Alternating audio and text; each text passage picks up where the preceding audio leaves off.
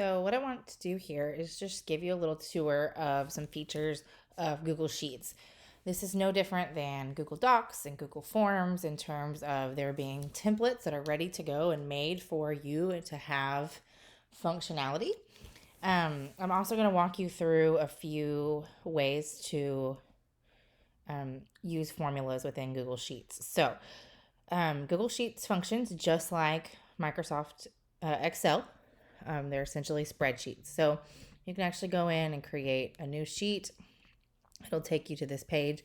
You can also get to this through your Drive. So if you're in Google Drive here, you can also say new sheet, and you can go from a spreadsheet, a blank spreadsheet, or from a template. So this will take you to kind of a template gallery, and you can decide what you want to do. So you can do a monthly budget, an annual budget. You can use calendars. There's places for rosters, even wedding planners, travel planners, itineraries, schedules, all kinds of things. And I could go on and on and on. There's a whole section here on project management, which is also kind of cool. So the beauty of this is that it kind of knows what type of things are common, what people need all the time, like a to-do list. That's something very common. So it does it for you, and you don't have to work on formatting and trying to go over the top and learn a bunch of new formulas and things like that. Especially as you get into invoices, timesheets, event reports, things that have lots of data. It's just easier to use a template. And so just like we did with Canva and design, jump right in and use these templates. So you can use a budget template here for your assignment, but I want to show you also, just so that you know and have a little bit of understanding, how to do this from a blank standpoint.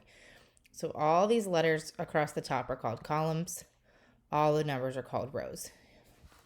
You can go in and rearrange these. I'm just putting text in here so that you can see how it works. But you can actually go in and actually pick one up and move it. So this helps when you're compiling data, maybe you're putting something in an order, maybe you're doing a team roster and you want to change your lineup around, whatever the case may be for your instance, can be implemented in a spreadsheet. So I will undo all of that and make all that silliness go away.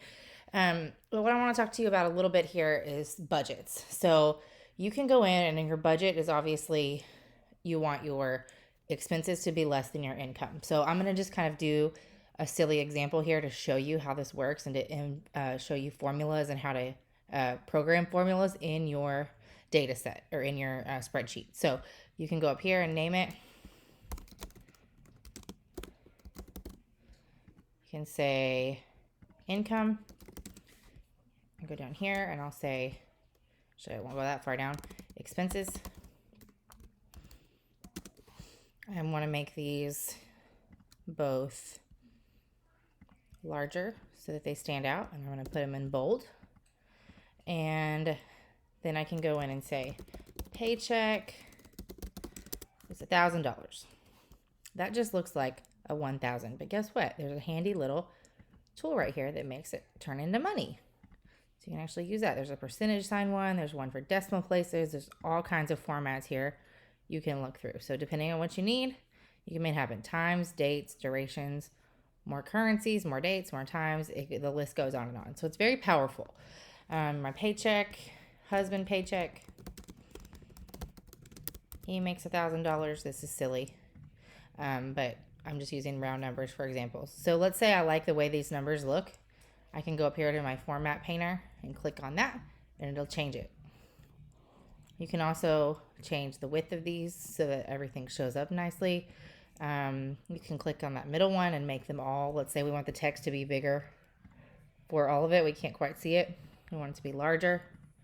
You can double click the sides of these columns, just like instead of dragging, you can actually double click it, and it'll kind of automatically shape itself to the correct size. So I'm going to make them a little smaller because that's kind of intense. I feel like it's yelling at me.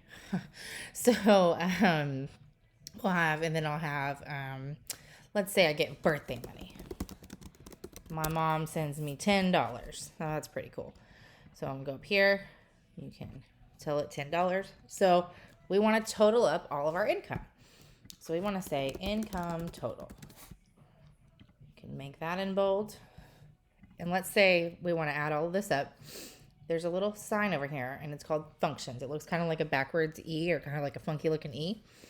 These functions, they put the main ones at the top. So you most often are going to be adding, taking an average, counting something, looking at your largest number, looking at your smallest number. However, just like your formats over here where we looked at decimal points and all this good stuff, the list goes on and on about how many different formulas this can help you configure. So I say this because there are people out there that use this type of thing to run their statistics on research projects. They solely use Google Sheets or Microsoft Excel to run very high level data. So I always say a good rule of thumb is if you think, wow, I'm counting all these t-shirt sizes by hand, or man, I need to figure out how to sort all these things by specific rows and columns, and I need to group things together.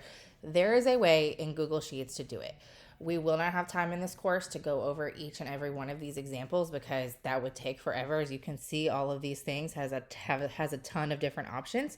But I will be linking in your module a list of really common functions or formulas, as you call them, that can help you. So as you get into the workforce and you're doing something and you need something to be automated, or you need to organize something really intense, a lot of data, take a little bit of time, pause, look up on YouTube, look up, talk to a friend that understands Excel, and take some time to learn how to configure formulas in a way that makes this a functional, meaningful tool for you.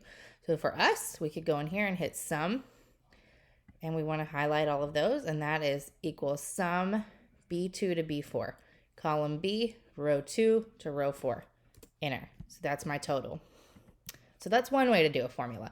I'm going to show you the other. I'm going to pretend like we have very few expenses. We have rent, which is $400. We have groceries, which is $200. This is crazy, these numbers. We have daycare, which in real life is a gazillion dollars, but we're going to pretend like it got 50. We have miscellaneous that cost 300, and we have insurance that cost 150. Again, these are crazy numbers, and I wish I lived in a world where these numbers were real.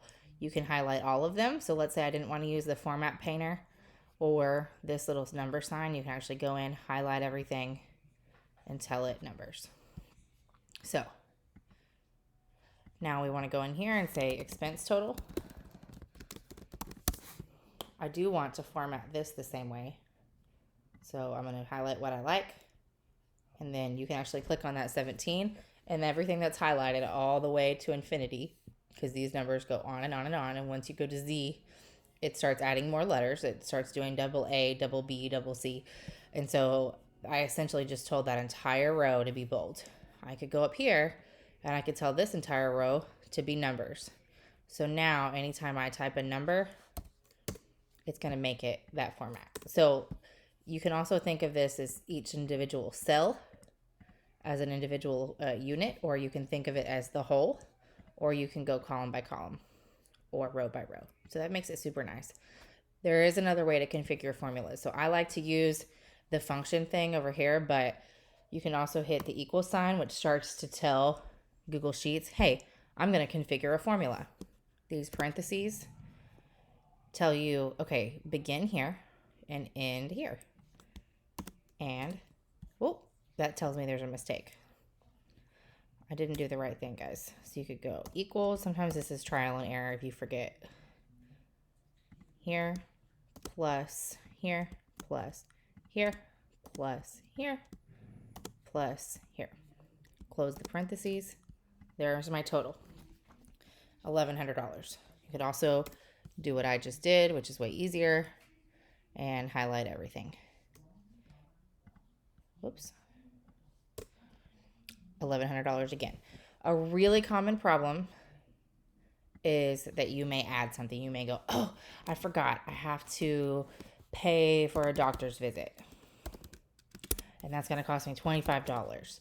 But you see it didn't configure that into the formula because it's not adding in. If you double click it, it'll show you, look, these are the numbers I'm looking at. So if you add a field, you have to go in here and actually add the number. So that's when understanding the way this formula works makes sense because I can see it's going from B10 to B14, but I want it to go to B15. So instead of re-highlighting everything, you can actually go in here, change the number, and it grabs that 25, and now we have 1125. So that makes it great. Then you can go at the end, you may want to go, okay, how much do I have left over? I know I'm going to have something left over. For your assignment, I'm going to charge you with allotting every dollar that you bring in to something. So that may be savings, that may be paying off a credit card bill, that may mean paying for a trip, that can mean anything. But I want us to begin thinking a budget only works if you know what's coming in and what's going out. And so to understand where you fall, you have to have context. So I can go in here and say equal, open my parentheses. I want my income minus my expenses. Whoops. Minus my expenses. Close my parentheses. Left over $885. So let's say I want to go in and I'm like, okay, for my assignment, I need to add more info because Dr. Mahaffey wants me to include every single dollar. So let's say I want to say savings. I'm going to put $500 in savings. Well, remember, it's not counting that right now because I didn't tell it to. So you can go in here. You can also start back over. So let's say you wanted to delete your formula and start back over. Hit sum.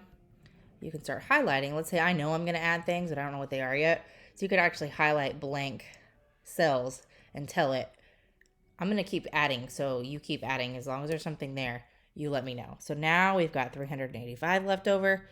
So let's say I'm going to buy a birthday gift for somebody.